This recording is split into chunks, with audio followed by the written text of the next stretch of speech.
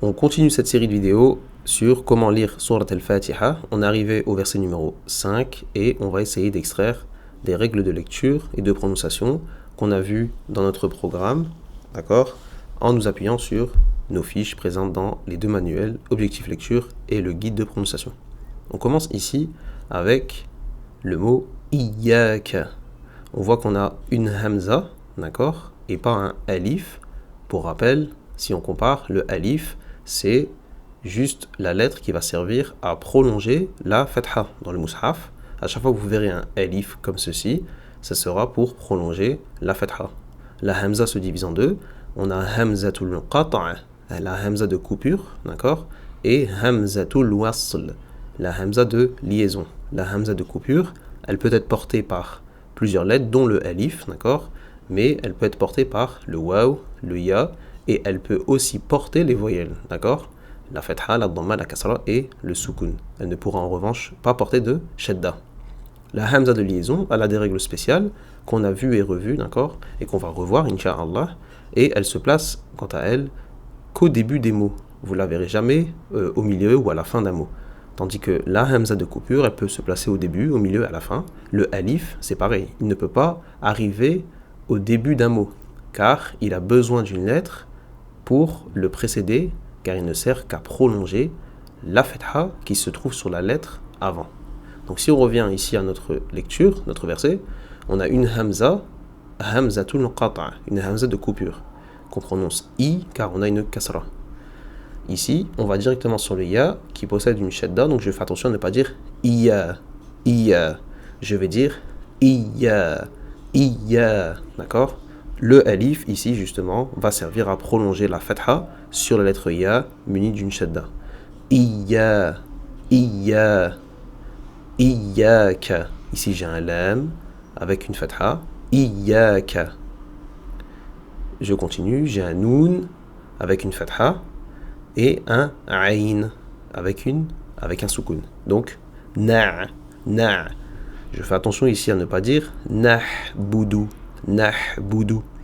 Ici, si on compare un peu les deux lettres, on a la lettre ayn qui, comme la lettre ha, d'accord, se place ici ou se prononce avec, au niveau du milieu de la gorge, d'accord, avec un organe qu'on nomme l'épiglotte. L'épiglotte, elle va faire quoi? Elle va basculer vers l'arrière, rétrécissant le passage, d'accord, du son et de l'air.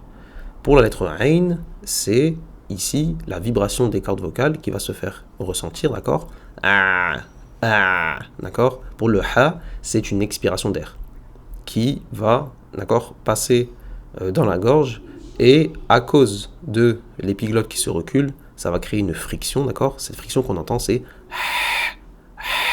d'accord. Donc c'est différent, d'accord. On a deux lettres différentes ici au niveau de la prononciation, mais qui se situent à peu près au même endroit. Donc ici, c'est important de ne pas confondre les deux. Na'budu, iyyaka na'budu, d'accord. Je continue, j'ai un waw, fatha, et un deuxième iyyaka, wa iyyaka. Donc pour rappel ici, la shadda sur le ya, on n'oublie pas que la shadda renferme en vérité deux lettres identiques. La première porte un soukoun, la deuxième va porter la voyelle. Donc si je dois prononcer le ya ici, c'est ya, d'accord, ya, wa iyyaka, d'accord. On continue, j'ai un noun, fatha, na, sin, soukoun, nas, un ta, fatha, nasta, et un deuxième ayn. Donc je ne vais pas dire nastahin, nasta'i, d'accord.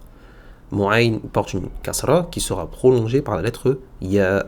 Donc le ya, comme on a vu, lorsqu'il est dans un mot, on voit apparaître les deux points. Lorsqu'il est à la fin du mot, les deux points vont disparaître. Ici, on a les deux points. Donc, nasta'in.